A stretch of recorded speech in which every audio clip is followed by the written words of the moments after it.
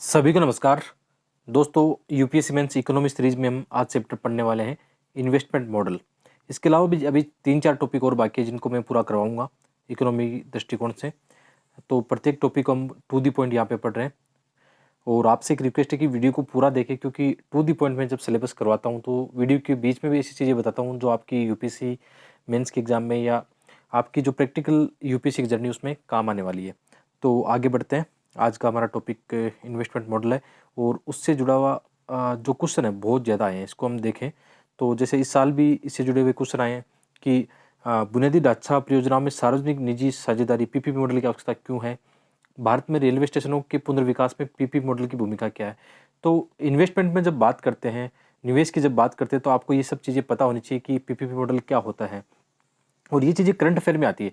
याद रखना, यूपीएससी के एग्जाम में आप विशेषकर ये चीज़ें ध्यान रखोगे तो आपको ज़्यादा फायदा मिलेगा। तो 2022 के एग्जाम में ये क्वेश्चन आया। इसके अलावा जैसे लगातार इसके क्वेश्चन देखने को मिले।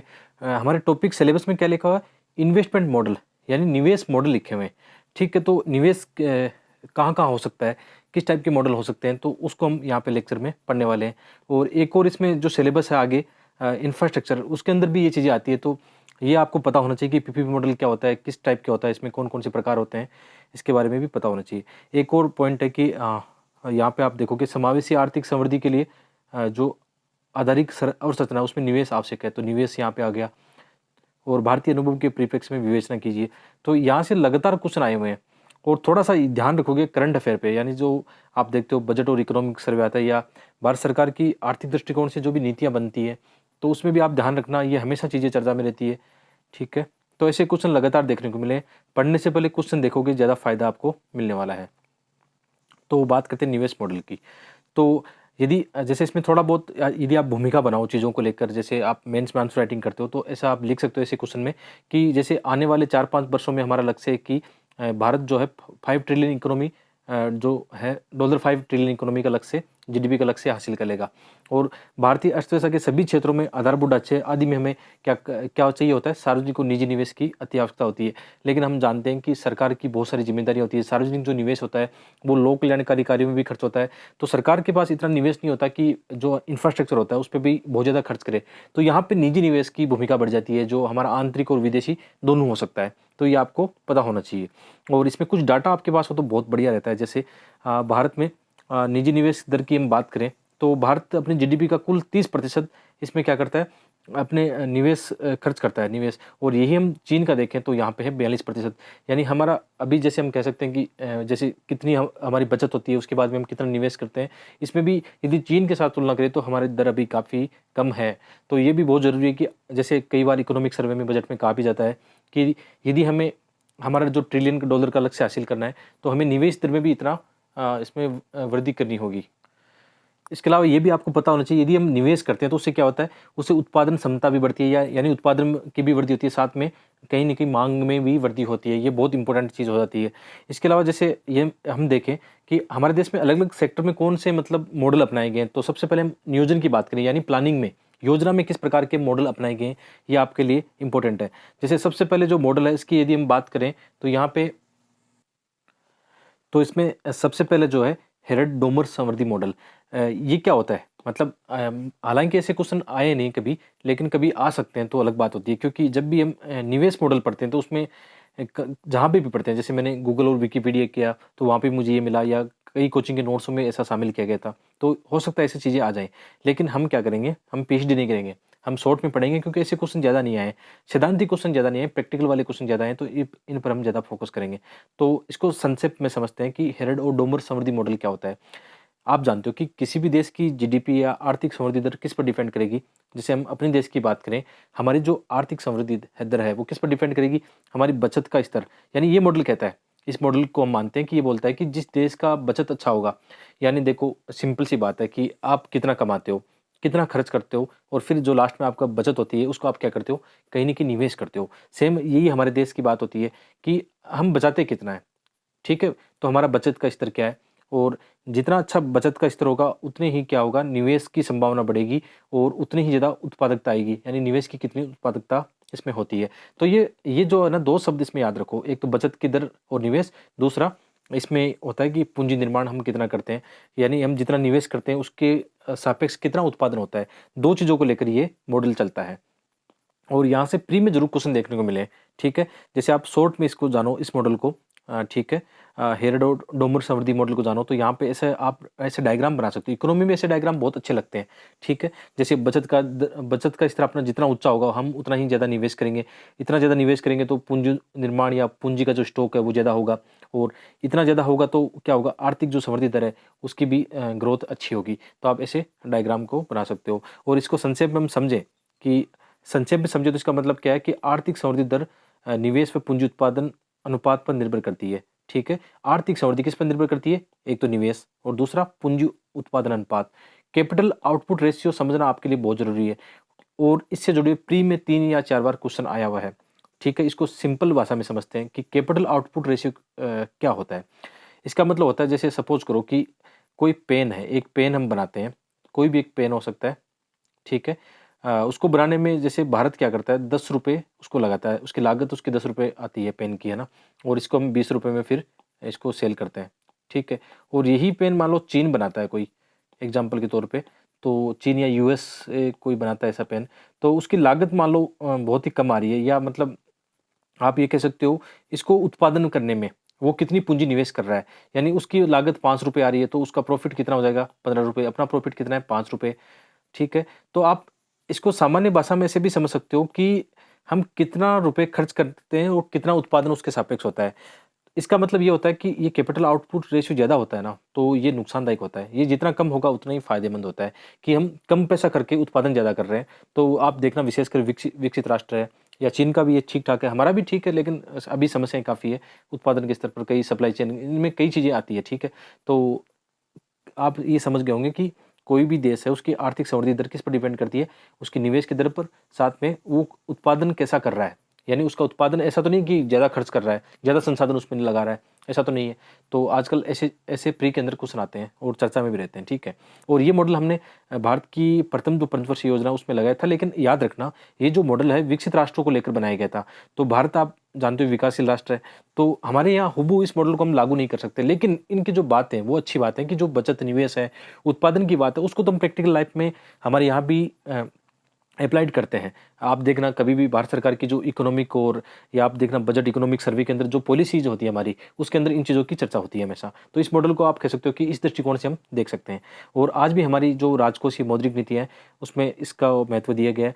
लेकिन साथ में ये भी जानना जरूरी है कि मॉडल विकसित राष्ट्र इस रूप बनाया गया था, तो जो अल्पविकसित राष्ट्र और विकासशील राष्ट्रों हेतु उतना प्रासंगिक नहीं है। क्यों प्रासंगिक नहीं है, क्योंकि इसमें एक तो शायद वस्तुओं को इनको शामिल नहीं किया गया था, विशेषकर सेवाओं को ज़्यादा महत्व दिया गया था, या अन्य चीज़ें भी इसमें प्रैक्टिकल वाली जो चीज़ें यहाँ पे लागू नहीं होती। इसके अलावा भी एक बड़ा मुद्दा है कि जो विकासशील राष्ट्र है, जो उनकी इकोनॉमी है, वो काफ़ी असंगठित और अनौपचारिक क्षेत्र में, तो इन चीज़ों में क्या होता है, जो पूंजी निर्गत अनुपात है, कैपिटल आउटपुट रेशियो है, उनका आकलन करना आसान ही नहीं होता है, ठीक है। क्योंकि फॉर्मल इकोनॉमी होती है तो उसमें उसमें हमारे पास डाटा होते हैं, हमने कितना खर्च किया, कितना प्राप्त किया, कितना निवेश किया है, ये सब हम देख सकते हैं। तो कुल मिला के ऐसे बहुत सारे मुद्दे होते हैं जो कि कहीं न कहीं ये मॉडल विकासशील राष्ट्रों में उतना अच्छे से लागू नहीं होता है।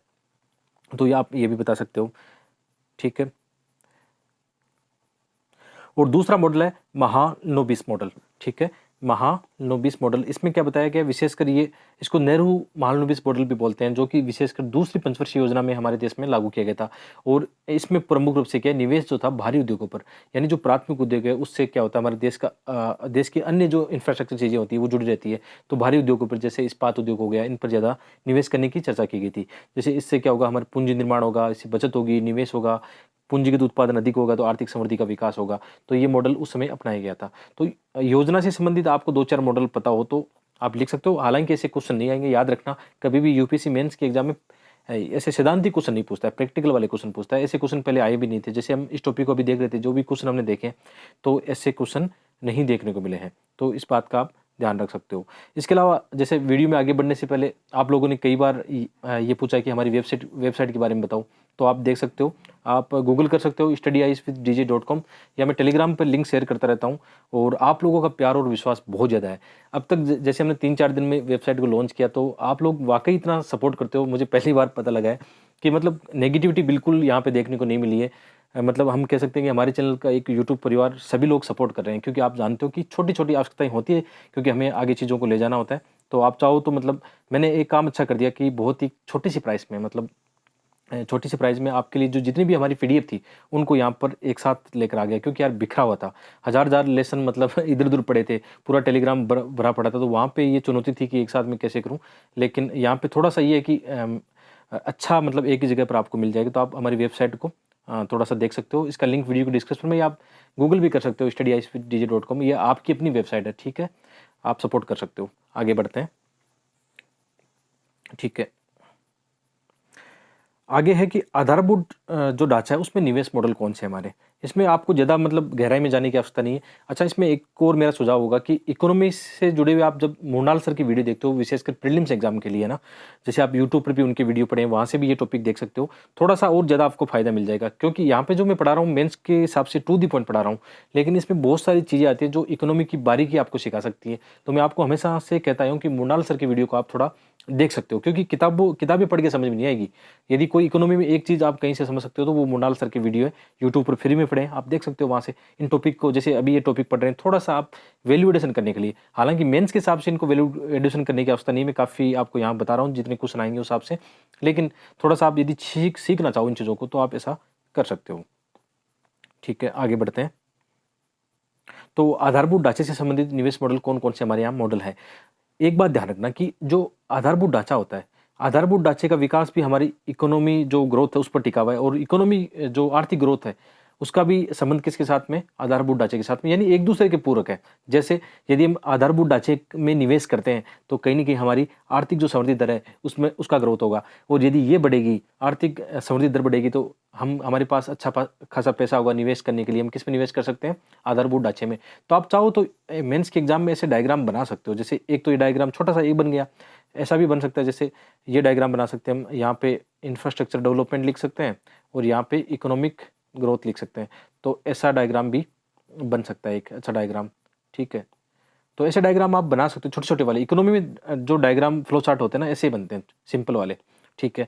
और हमें ये भी पता है कि हमने एक टारगेट रखा है कि 2019 से 23 के मध्य 5 सालों के लिए हम क्या कर रहे हैं, आधारभूत ढाँचे पे निवेश करने का जो हमने लक्ष्य रखा है, डॉलर 1.4 ट्रिलियन। आप ऐसे डाटा लिखोगे इंट्रोडक्शन में या बॉडी पार्ट में, कहीं भी डिमांड होगी तो अच्छा रहेगा। इसके अलावा जैसे अभी क्या है, हम जीडीपी का लगभग 4% इंफ्रास्ट्रक्चर पर निवेश कर रहे हैं, और हमने एक इंफ्रास्ट्रक्चर पाइपलाइन भी बनाई है 2020-25 के मध्य।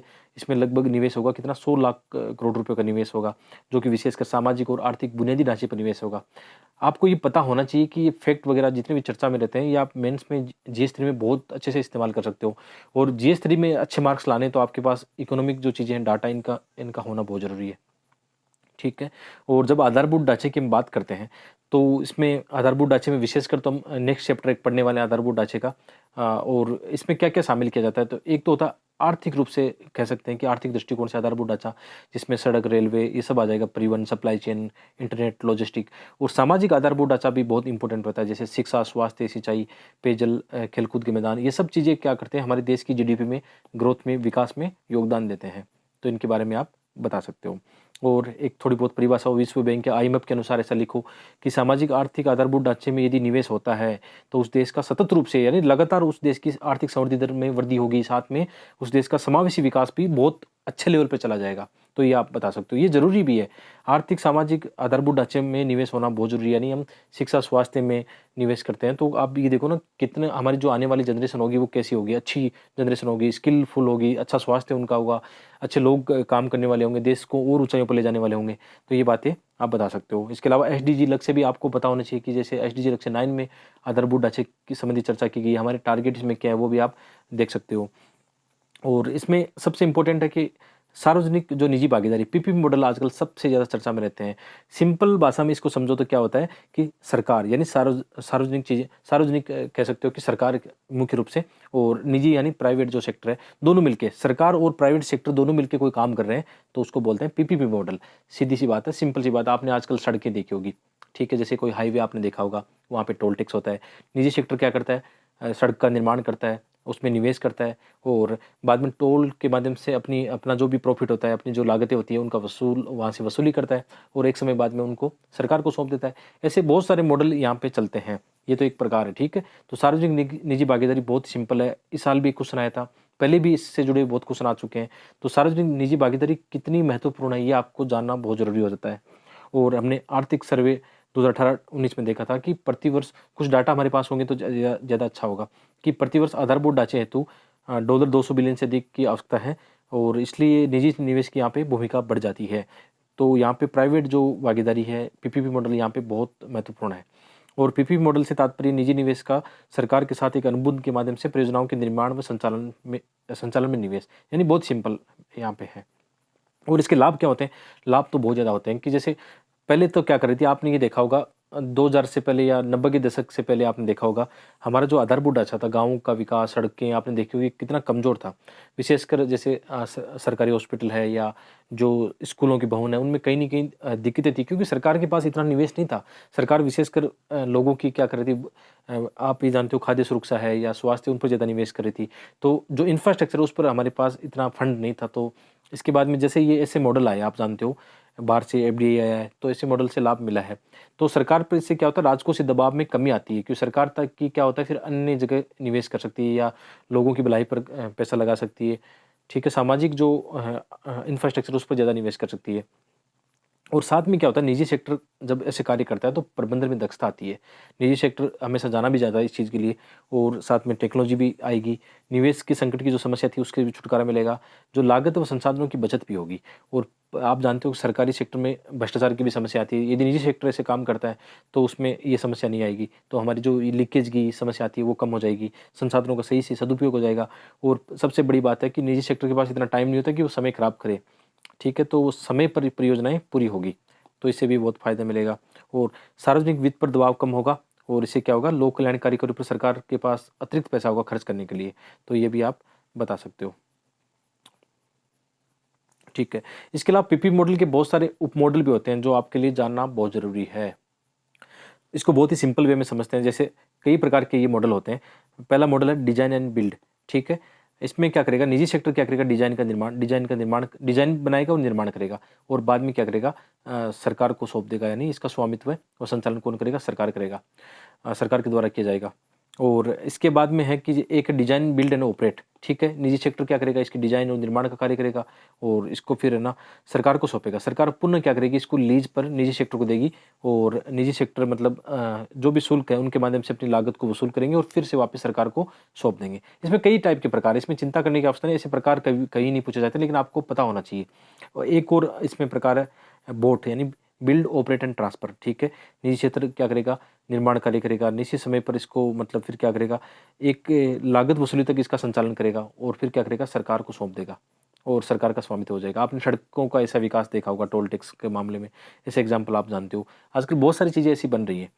इसके अलावा इसके अंदर एक स्पेशल पर्पज़ व्हीकल की भी बात चलती है, ये तो आपको पता होनी चाहिए। हर एक सेक्टर में आजकल स्पेशल जो पर्पज़ व्हीकल उनकी चर्चा रहती है। इसमें क्या होता है, कोई कंपनी जो भी निर्माण कार्य कर रही है, यानी कोई बड़ी कंपनी है, तो जैसे उनको कोई हाईवे बनाना हो, तो हाईवे बनाने के लिए वो क्या करेगी, एक स्पेशल पर्पज़ व्हीकल बनाएगी, ताकि जो बड़ी कंपनी है उसके अन्य चीज़ें प्रभावित नहीं हो। ये इसी पर ध्यान देगी, फिर क्या होगा, जो भी उनका एक कार्य होता है उस पर ध्यान देगी, उसके निर्माण कार्य या उसमें जो भी अनुबंध संचालन जो स्वामित्व होती है उस पर पूरा फोकस होगा। और जैसे इसका काम पूरा हो जाएगा इसको भंग कर दिया जाएगा, ठीक है। एक इसी काम के लिए बनाई जाती है। तो आजकल इन चीज़ों में चल रहा है, जैसे मिशन कर्मयोगी में भी स्पेशल पर्पज़ व्हीकल लाया गया था, कई जगह स्वच्छता के लिए ऐसी चीज़ें आती है। इसके अलावा एक और इसमें चर्चा रहती है कि वायबिलिटी गैप फंडिंग के बारे में चर्चा में रहती है।